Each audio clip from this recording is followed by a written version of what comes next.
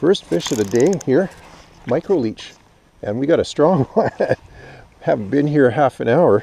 I'm going to try to get this guy on the reel. It feels really strong. Hello everyone. I want to welcome you to another episode of Rick's Fly Bench on the Water. Today's episode I go back to my home waters to try to find some of those bigger fish, well, the hogs I call them, in my home lake. I was able to get into quite a few fish a few weeks ago, and technically, yes, I did get some bigger fish this time, though not as many as the first time. It was a good day on the water. I hope you enjoyed this episode. Let's take a look.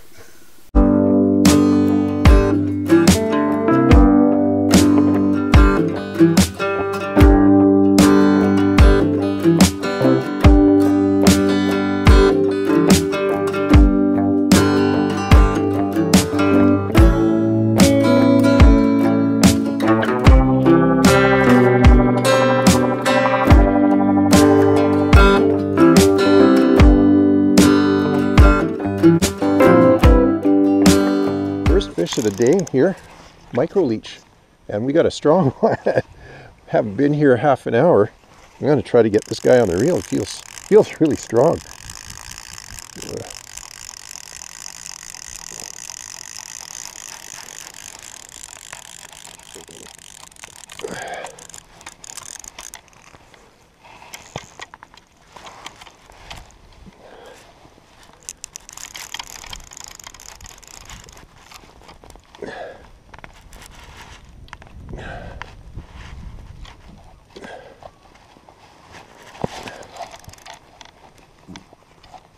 That oar out of the water.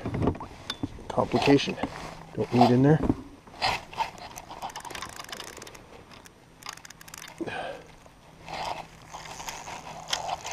He hasn't really woken up to the fact that he's hooked yet.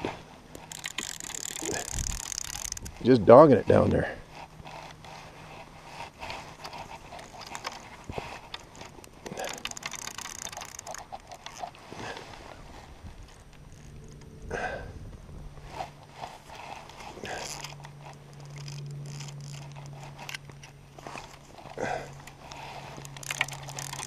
Keep the pressure on him.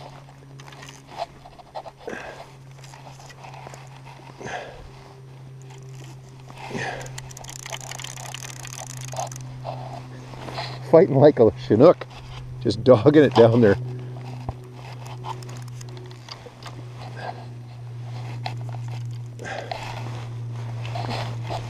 Get my net ready. Seen him flashing down there not too far.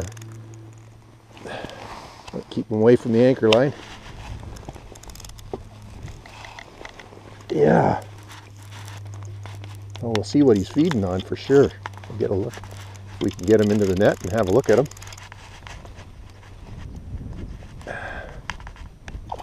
Oh yeah, he's a strong fish. Strong fish. This bodes well for the day because the hatch hasn't even begun yet.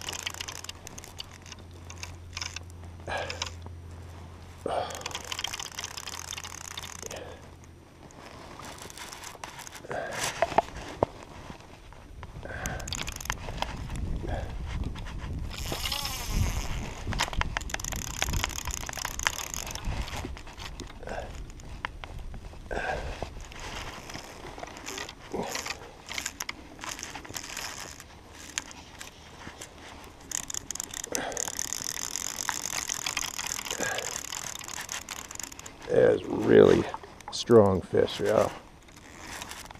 I got 3X tippet on there, 6-pound 3X, so I should be okay. The micro-leech I had 4 feet under the indicator, and indicator just dove, absolutely dove.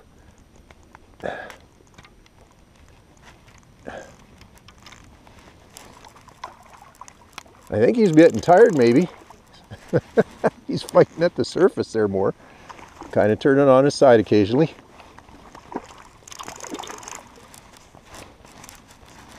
Doesn't want to really run. But fighting like a Chinook, just dogging it, bare dead downhill. Just wanting to dive to the bottom.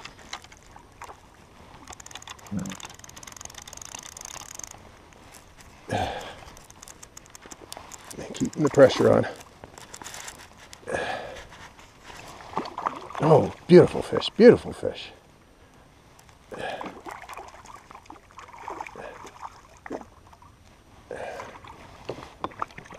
Maybe.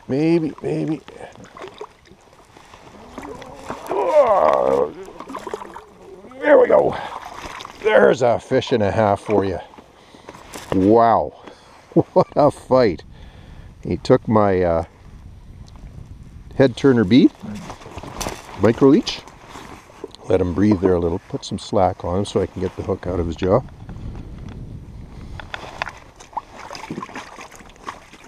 And the hook is out. There we go. The head turner bead does it again. Got him in the water so he can breathe. Boy, did he ever, he was convinced. He got that right in the lip.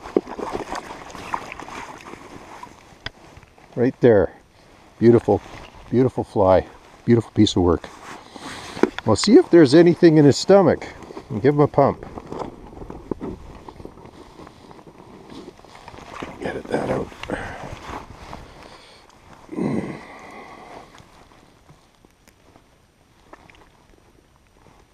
Oh, there's something down there, it seems.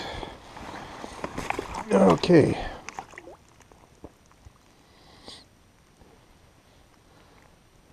All right. That's a beauty. We're going to let that guy go. Just look at the size of that fish, eh? Tell ya, who'd have thunk on the island, eh? Beautiful fish, and he's breathing down there in the net. Good shape. Look at the bronze. Look at the colors on him. Just absolutely stunning. Absolutely stunning. Okay, so I got that first fish on the micro-leech, and I'm hanging that out here right now. I'm using the leech right now because I don't see any hatch coming off and the birds aren't working in the water. So I figured if there's some fish cruising around underneath, maybe they'd be interested. And sure enough, that first one was. That was a beautiful fish. The colors on him were incredible. So yeah, I'm going to go with the micro-leech until I see some hatch action going on. What I've done here is I've positioned myself with my back to the wind. You usually want to do that when you're chironomid or leech fishing, and so that you're casting with the wind behind you. And then I'm casting out perpendicular to the wind, so about 90 degrees to the direction of the wind. And I'm allowing that fly to, the whole line and fly to scan an area as it drifts with the wind, downwind, straight downwind. That way I cover a lot more water than just hanging it straight downwind.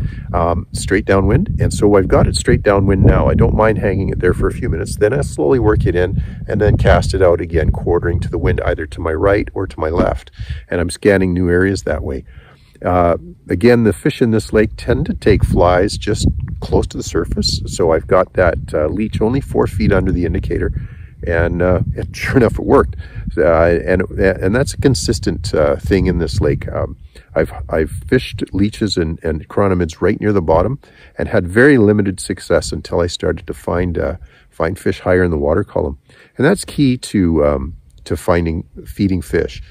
There's oftentimes when they might be located in 70, 80, 90 feet of water and you're dangling, but the fish aren't feeding there. The fish are feeding suspended at 30 feet or somewhere else.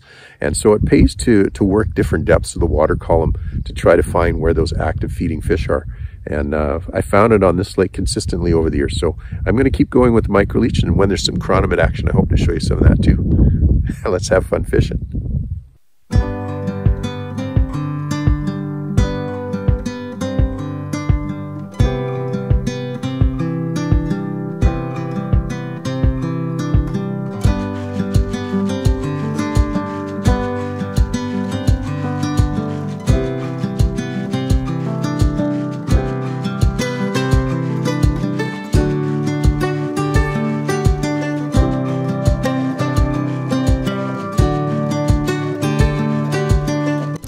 Been a long wait.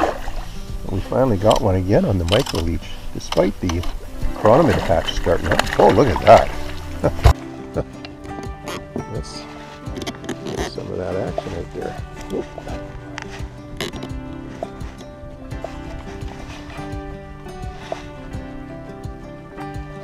Fish boil there. Look at that. Look at that. On the micro-leech. Good solid take.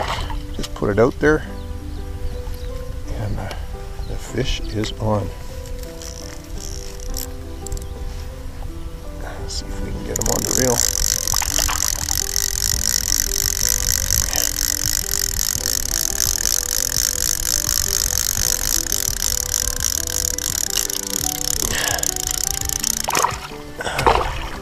Nice fish.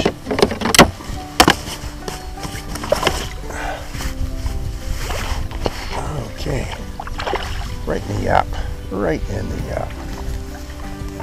Not the biggest this lake is known for, but a nice fish nonetheless, eh? Get him put back. Well, let's take a look at that. Okay. Do some slack. I mean, there's a bit of a chironomid hatch going on, and I think the fly is out of his mouth here. I think so. So we're just going to give him a net release. I don't think I'm going to. Well, maybe I will pump him. It's been such a long time between fish. We need a little look and see what they might be feeding on, size and color. Let's just have a quick peek. Get it in there, upside down. Tends to calm them a little bit. Get that down there. See if there's anything down his gullet. Oh, there's something down there, all right. Well, we're going to let that guy go. There we go. Off he goes. There you go. Micro-leech comes through again. So let's have a look at what's in his... Oh yeah, he's got leeches in there. Leeches amongst other things. Looks like a stickleback. The remnants of a stickleback. You know, I really should be fishing the... And a couple of chironomids. Really small ones, still kicking, still wiggling. Right on. Good show. There's another fish. There's another one, hey? On the micro-leech again, like it's... Oh, off he goes again. Sometimes that's the way you go. Okay. You don't hook them all. Hey, there's a strong fish. I just changed the battery in my other GoPro. Look back and my indicator's gone. And this one feels strong. This one feels like a good sized fish. I'm going to get him on the reel. See if I can keep him away from my other line.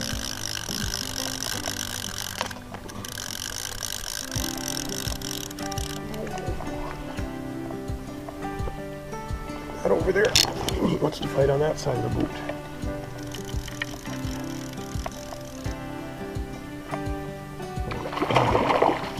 Yeah, I hope that's on camera. That's a good. Oh, get off he goes. There he goes. He doesn't want to run.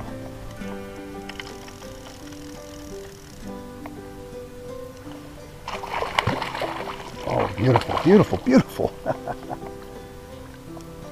What a fight. What a fight. Oh, yeah. Nice fish. Get that net aside there.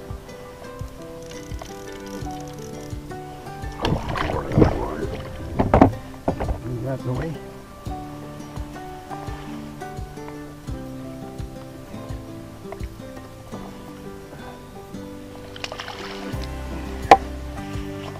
Oh, there you go. Indicators let go like it's supposed to. Beautiful. Look at that. Whoa, what a lousy netting job. Yeah. Oh, big fish. Big fish. Oh, good gravy. That's a nice fish. Wow. Would you look at that?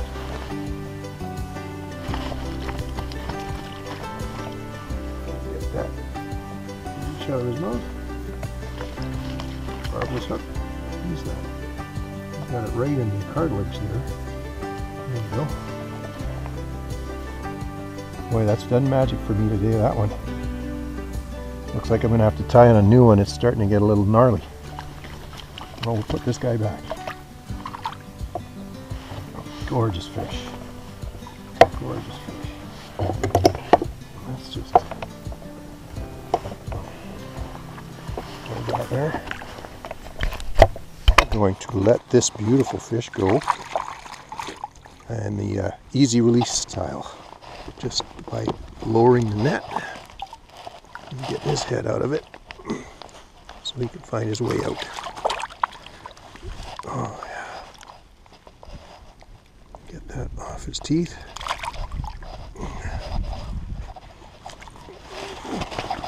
There we go. You got a good view of that. Beautiful. So the micro-leech is outperforming the chironomid about 6 to 1.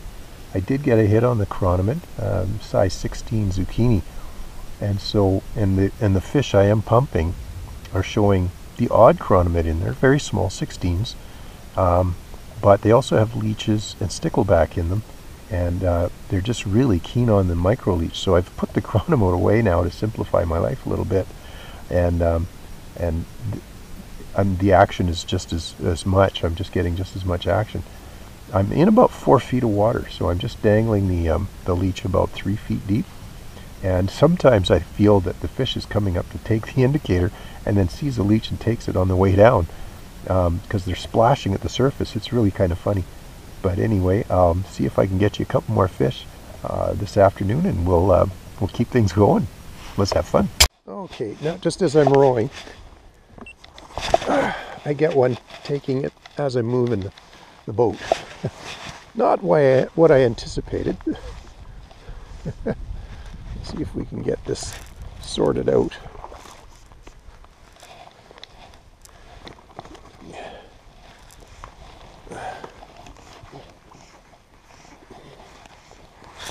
Got it underneath my other line there.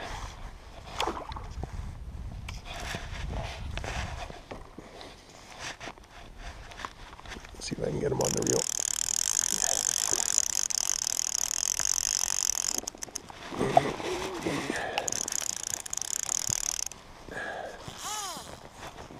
Okay, yeah, he's going. And that other line is on there. I'm going to have to figure out how to clear that off.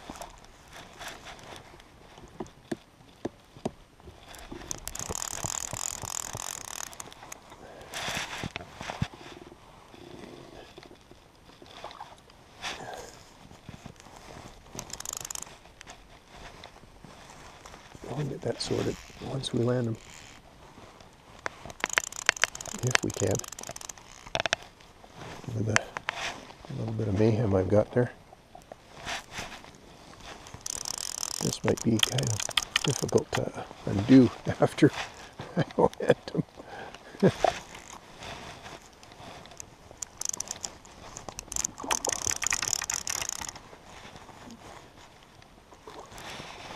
Get my net out.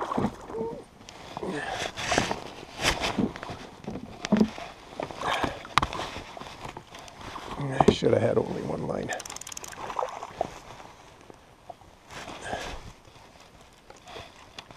Oh, got no anchors out. That's at least a blessing.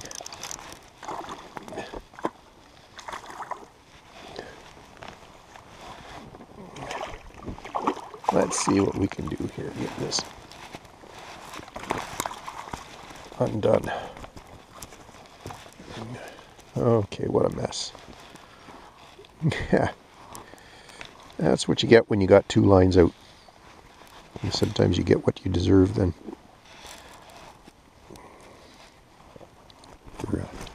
We'll just let him go over the side of the boat there. Take a look at that. And get things untangled. There we go. Just let him out of the net. There he goes. Nice. Well, that was quite the afternoon.